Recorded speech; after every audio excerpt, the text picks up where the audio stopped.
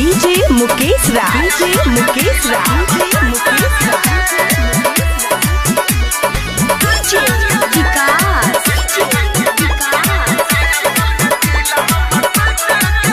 जब से चढ़ल भाई दिसंबर, दूर हमारा से भेल नवंबर। मिक्स बाय डीजे मुकेश राज। जब से चढ़ल भाई दिसंबर, दूर हमारा से भेल नवंबर।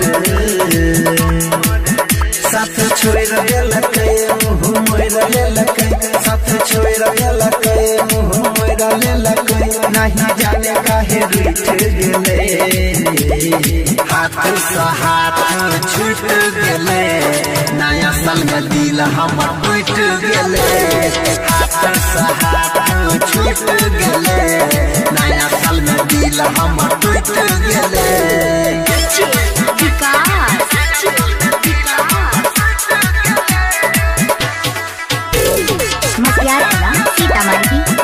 डीजे मुकेश राज, डीजे मुकेश राज,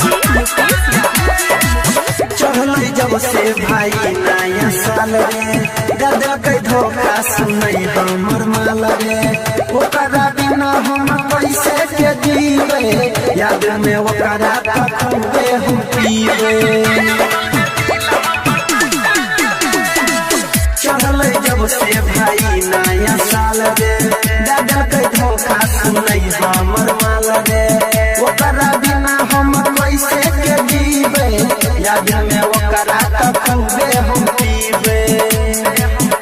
आई गेलै जनवरी होई गेलै गरबरी, आई गेलै जनवरी होई गेलै गरबरी। किस्मत हमर फूट गेले, हाथ से हाथ छूट गेले। नया साल में दिल हमर टूट गेले, हाथ से हाथ छूट गेले। नया साल में दिल हमर टूट गेले।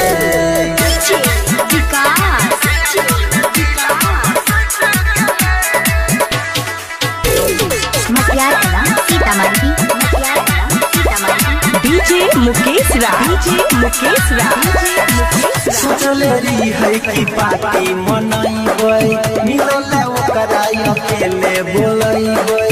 सपना सबटा तोड़ क गेले, सनी अनिल के छोड़ क गेले। सोचले रही है कि पार्टी मनाइबै, मिलल ओकरा अकेले बोलैबै।